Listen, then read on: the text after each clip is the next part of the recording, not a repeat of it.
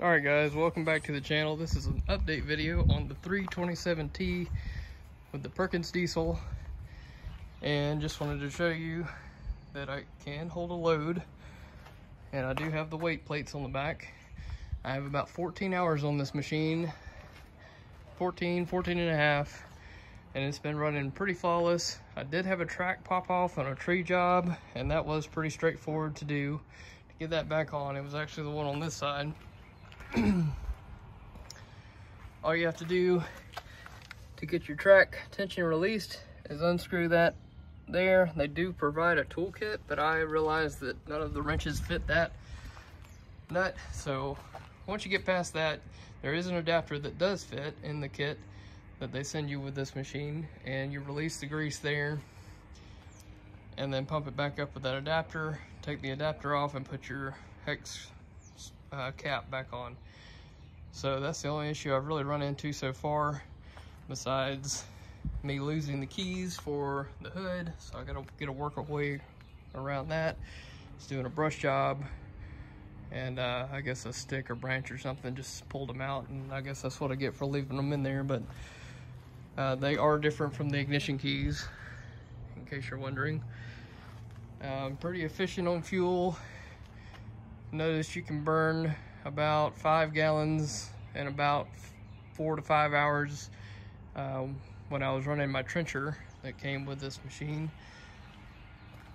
So just wanted to show you the number of pavers. I have not counted these, but I've got 4 layers plus a couple stacks of square 12 by 12 blocks down there. These are standard pavers. They are the skinny ones and not the fat ones. So if you wanted to calculate, that's a pretty good view of figuring out how much this machine can handle. I'm working on this house. I've used it quite a bit on this house. I was doing siding. Did all new siding on this house, still doing the paint touch up and stuff, but I use this to offload siding from a flat deck trailer with the forks, and then carry it around and work off of it, kind of like a workbench. And so this is just an update showing you what I've been doing with the machine and any issues that I've come across, which has been little to none. I guess since the tracks are new, probably the way you could have prevented, or I could have prevented that track from popping off, was just keeping an eye on the tension. I think the tracks have a little bit of a break-in period. So first, say 10 hours, I should have probably checked them to see if they had loosened up. But anyway, that's pretty much it for now. I'm going to be replacing this section of concrete, and I do have a breaker for it. So that's why I was getting those pavers out of the way. I'm going to move that sidewalk about 3 feet towards the front porch. So I'm going to bust all that up with that breaker hammer and come all the way across where you see I started cutting. My saw gave out, and so I got to get a new saw. But all this stuff right here is coming out. So we'll get a test on that breaker hammer tomorrow, and we'll see how it works. I did notice that it does, when the machine's off, it will leak down. It is very, very slow. But when the machine's running, it doesn't seem to leak down when it's carrying a pretty heavy load. You can see the back of the tracks are just starting to pick up, get a little bit of weight off of them.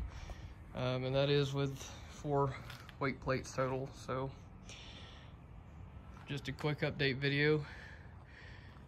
Haven't noticed any fluids leaking or anything like that, and I did not do a nut and bolt check on this machine like some of the other guys have recommended with this Chinese equipment. Haven't noticed any bolts coming loose. No leaks on hydraulic cylinders or any leaks under the machine when I park it on the concrete. Usually park it right there, and it is bone dry.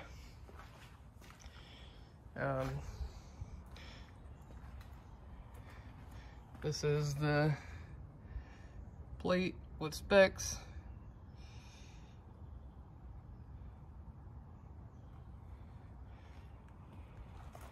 And it's been a pretty good machine. This is a custom color. I didn't order it.